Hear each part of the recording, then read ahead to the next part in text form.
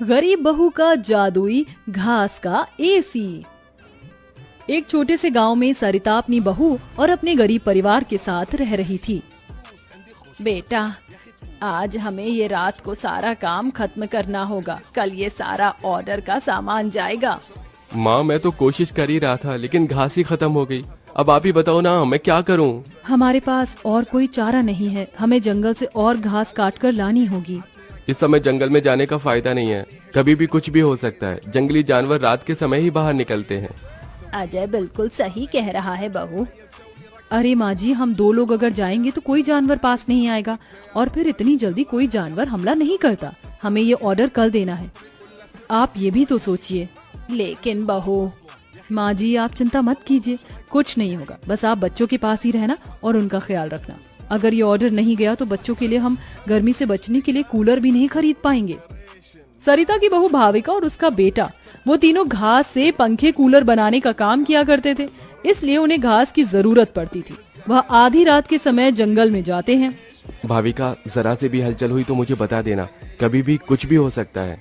ठीक है जी, मैं आपको बता दूंगी। अजय और भाविका दोनों ही जंगल में घास काट रहे होते हैं, तब उन्हें झाड़ियों से आवाज आने लगती है। क्या तुमने भी वहाँ से कोई आवाज सुनी है? हाँ जी, मैंने भी सुनी है। मैंने तुम्हें कहा था ना, इस समय आना ठीक नहीं है। चलो देखते हैं उधर क्या है। भाविका और अजय झाड़ियों के पास जैसे ही जाते हैं, उन झाड़ियों के पीछे से एक आदमखोर भेड़िया निकलता है। भाविका, भागो यहाँ से, यहाँ पर तो बहुत खतरनाक भेड़िया है। अजय और भाविका दोनों अपनी जान बचाकर भागने लगते हैं। अजय, अब हम लोग क्या करें? कहीं भेड़िए ने हमें खा लिया तो? रुकना मत, बस भागती जाओ। भागते भागते वो दोनों जंगल से किसी तरह बाहर निकल आते हैं और भेड़िया उनका पीछा छोड़ देता है। जान बची तो लाखों पाए, लौट के बुद्धू घर को आए। रास्ते में चलते हुए आधी रात के समय उन्हें गांव के एक कूड़े के ढेर के पास एसी पड़ा हुआ नजर आता है। अरे देखो जी, यहाँ पर एसी पड़ा है। अरे पता नहीं किसका होगा, चलो यहाँ से चलते हैं। मुझे लगता है किसी ने ऐसे ही डाल दिया होगा। मैं तो कहती हूँ इसे लेकर चलते हैं। भाविका अजय को एसी ले जाने के लिए मना लेती है, जिसके बाद वो दोनों उस एसी को घर ले आते हैं। तुम दोनों तो घास लेने गए थे, ये क्या लेकर आ गए हो? ये हमें रास्ते में पड़ा मिला। जब हम कूलर पंखे बना लेते हैं तो एसी भी बना सकते हैं। इस खराब एसी को छोड़ो और ये बताओ, क्या तुम घास लेकर आई हो? सरिता के ये बोलने के बाद जंगल की दुर्घटना के बारे में दोनों बताते हैं, जिसे सुनकर सरिता हैरान रह जाती है। अच्छा, इसका मतलब बहुत बड़ी मुसीबत से बचकर आए हो तुम दोनों, और साथ में ये कचरा उठाकर ले आए। वह तीनों बहुत ज्यादा परेशान हो जाते हैं। कल का ऑर्डर पूरा करने के बाद उन्हें कुछ पैसे मिल जाते, लेकिन घास न होने की वजह से उनका ऑर्डर पूरा नहीं हो पाता और वह ऑर्डर कैंसिल हो जाता है। अगले दिन उनके टूटे फूटे घर के अंदर धूप की किरणें आने लगती हैं, जिससे बहुत ज्यादा गर्मी हो जाती है। हे भगवान, कितनी गर्मी लग रही है, घर में पंखा भी नहीं चल रहा है। मुझे भी बहुत गर्मी लग रही है। पिताजी, हमें बहुत गर्मी लग रही है, हमारे घर में एक पंखा भी ठीक से नहीं चलता। बेटा, थोड़ा सा सब्र रखो, कुछ दिनों में मेरे पैसे मुझे मिल जाएंगे, तो मैं घर के अंदर एक अच्छा सा पंखा लगवा दूंगा। हमारा वो ऑर्डर तो कैंसिल हो गया, लेकिन सुबह में घास ले आई थी मैं। चलिए गांव वालों के कूलर और पंखे में घास लगा देते हैं, उससे कुछ तो पैसे आएंगे। हाँ, तुमने सही कहा। भाविका और अजय दोनों मिलकर पुराने कूलरों के अंदर घास लगा रहे होते हैं और यहाँ घर में राजू, दिशा गर्मी से परेशान हो रहे होते हैं। काश कि हमारे घर में भी कोई एसी होता। तभी दिशा की नजर उसके पिता के लाए हुए एसी के ऊपर पड़ती है। अरे राजू, जरा इसे देखो, लगता है पिताजी हमारे लिए एसी लेकर आए हैं, पर उन्होंने ये एसी अभी तक क्यों नहीं लगाया? क्योंकि ये एसी खराब है, बस इसीलिए। कल रात तुम्हारे माता पिता को ये कूड़े करकट में मिला था।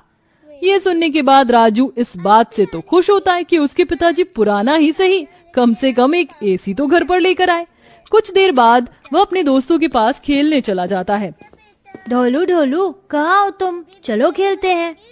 आज मैं नहीं आ सकता, बहुत गर्मी है और इतनी गर्मी में मेरा मन नहीं कर रहा है आने का, क्योंकि मेरे घर के अंदर एसी लगा हुआ है। मैं उसकी ठंडी हवा में ही बैठना चाहता हूँ। क्या कहा? तुम्हारे घर के अंदर भी एसी है? हाँ, और हमारा एसी बहुत अच्छा चलता है, बहुत ठंडा कर देता है घर को। राजू यह सुनकर बहुत खुश होता है। वह वापस अपने घर पर आता है और अपने पिता से कहता है, पिताजी पिताजी मेरे लिए एसी ठीक कर दीजिए, बहुत गर्मी होती है घर के अंदर, मेरे सभी दोस्तों के पास एसी है। राजू बेटा, मैं एसी ठीक करने वाला नहीं हूँ।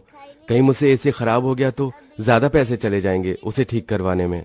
अरे पिताजी आप तो एक्सपर्ट हो, आपको तो सब कुछ आता है, आप एसी को भी ठीक कर दोगे मुझे पता है। राजू के कहने पर अजय एसी को ठीक करने की कोशिश करता है।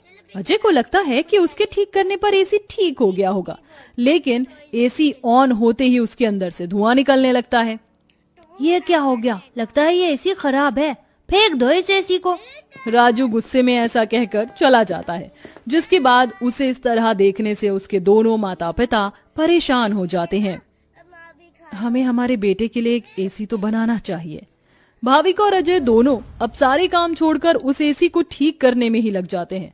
वह उसकी ठंडी हवा खाने के लिए उसके चारों तरफ हरी घास लगा देते हैं, जिससे कि उस एसी की हवा और भी ज्यादा ठंडी हो जाए। चलो अब एसी तैयार है, इसे चलाकर देखते हैं। भाविका जैसे ही घास का एसी चलाती है, अचानक से उस एसी के आंख नाक मुंह बन जाते हैं।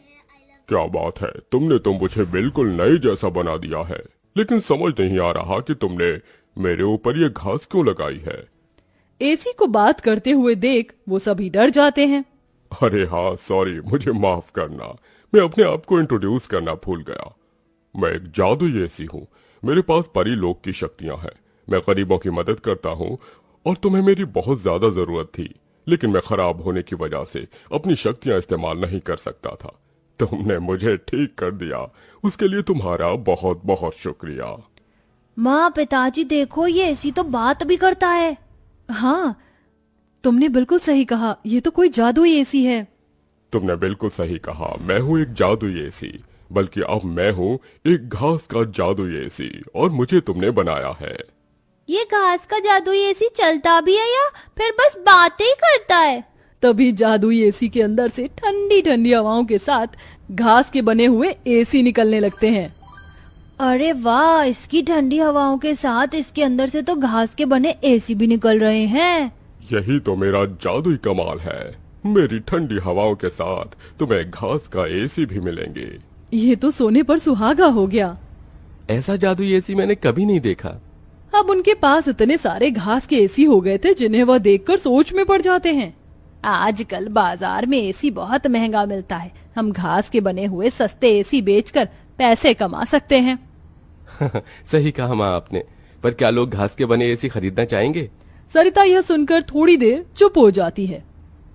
हमें पहले एसी बेचकर देखना चाहिए। इस तरह भाविका और अजय दोनों मिलकर बाजार में घास के बने एसी बेचने के लिए चले जाते हैं, जहां घास के बने एसी देखकर सभी लोग हैरान रह जाते हैं। एसी तो बहुत देखे, लेकिन ऐसा एसी नहीं देखा, ये तो बहुत अलग है। घास से बने एसी मैं भी खरीदना चाहूंगी। कितने का है एक?